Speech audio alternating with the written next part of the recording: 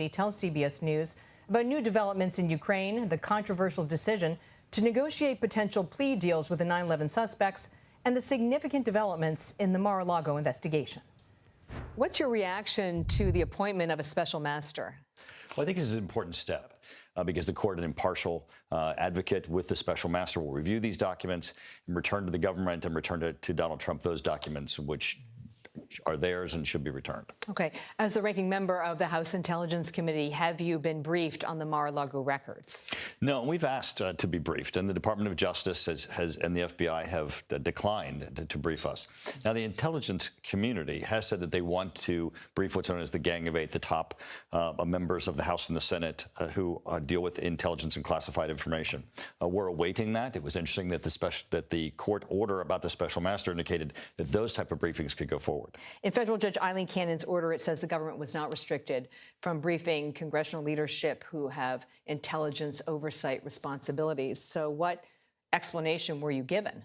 Well, none. And that's what's so shocking about this is that as the documents... There was no explanation given? We have not received any information or no explanation. Mm-hmm. Is there any clarity on these reported records from Mar-a-Lago that were about a foreign government's military defenses and nuclear capabilities?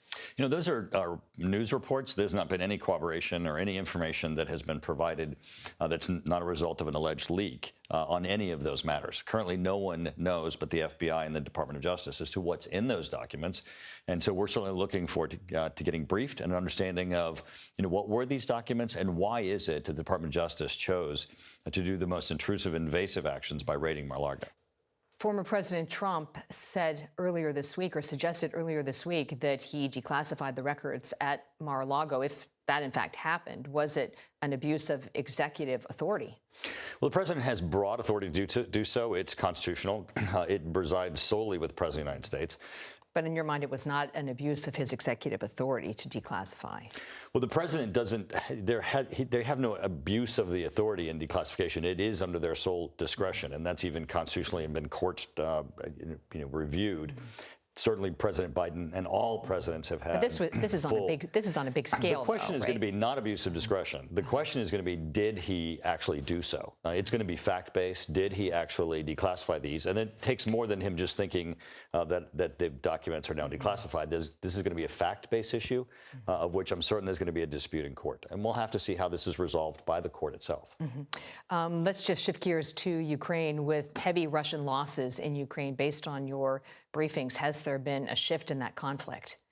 Well, certainly Ukraine is making advances, and they're doing so with the aid of our weapons and weapons from the West and other NATO countries, and their own ingenuity, their will to fight, their own strategies and weaknesses, obviously, on the part of Russia and Russian troops.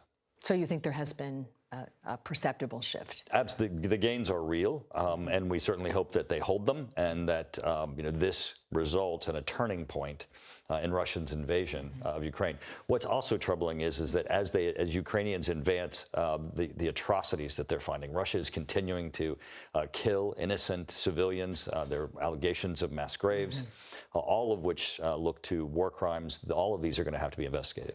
Do you believe that there is significant evidence of war crimes in Ukraine at this point? I mean, now the effort is for the United States and others to aid Ukraine to put together those cases so that we can go to the International Criminal Court and actually seek justice for those who have been victims for these atrocities. What kind of support is Russia receiving from Iran and China?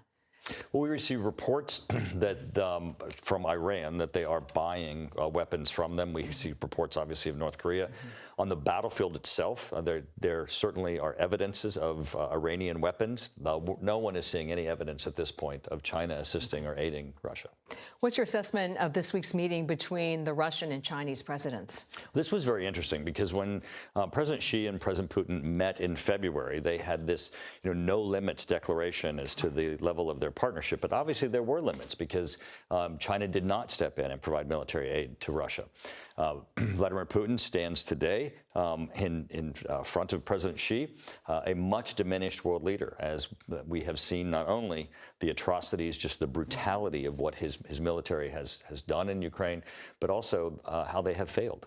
A CBS News investigation confirmed that there are preliminary plea negotiation discussions going on between military prosecutors and defense attorneys for the 9/11 suspects. As the senior Republican on the House Intelligence Committee, what actions could you take? And we already have in place laws that restricts to some extent the administration's options, but I think we're going to have to continue that debate as we see what the administration begins to propose. So your concern is that this administration or a future administration could swap the 9/11 defendants. Everybody wants justice, and I think this administration has a record of releasing terrorists and known terrorists in ways that ultimately result in their freedom, and we want justice.